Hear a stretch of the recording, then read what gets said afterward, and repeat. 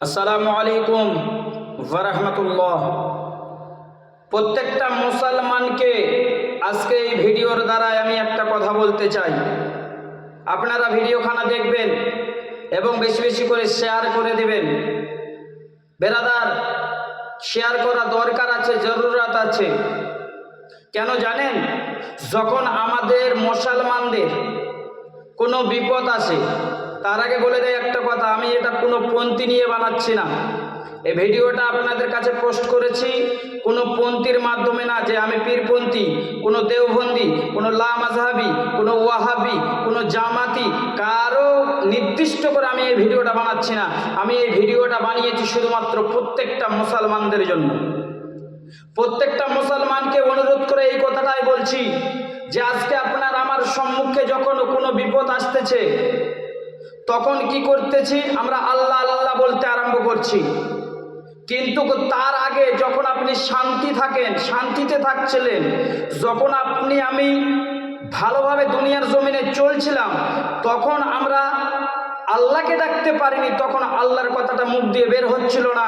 আর যখন আপনার আমার কাছে বিপদ চলে আসলো, যখন আপনার আমার কাছে কোনো বাধা চলে আসলো বা অসুস্থ হয়ে পড়লেন, তখন আপনার আমার মনে আল্লাহ আল্লাহ চলে আসলো। তাই না বলেন? মুসলমান আজ আমাদের এই জায়গাটাই ইমানের ঘাটতি, এই জায়গাটায় আমাদের মুসলমানদের ঘাটতি। চলেন এই কোরআনের পাক, এই কোরআন পাক কার? আল্লাহর।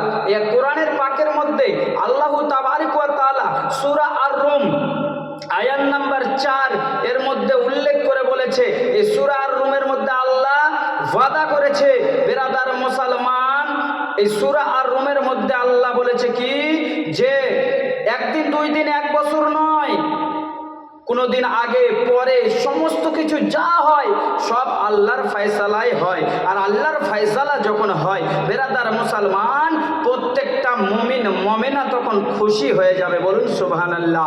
তো বেরাদার মুসলমান, এখানে কথা হচ্ছে প্রত্যেকটা মুমিন খুশি হয়ে যাবে। সূরা আর-রুমের মধ্যে আল্লাহ বলছে, আল্লাহ ওয়াদা করে বলেছেন। বেরাদার মুসলমান, আচ্ছা বলেন তো, এই কোরআনের পাকটা আমাদেরকে নূরের আলো, এই নূরের আলোটাকে আমাদের বুকে জড়ানো দরকার আছে কিনা বাপ? হ্যাঁ না না বলবেন? জড়ানোর দরকার আছে কিনা? বেরাদার মুসলমান, প্রত্যেকটা মুসলমানকে এই কোরআনের পাককে বুকে জড়ানো দরকার আছে। সেমনই ওই কথাটাই বলছি যে আল্লাহর ঘর মসজিদকেও ভালোবাসতে হবে।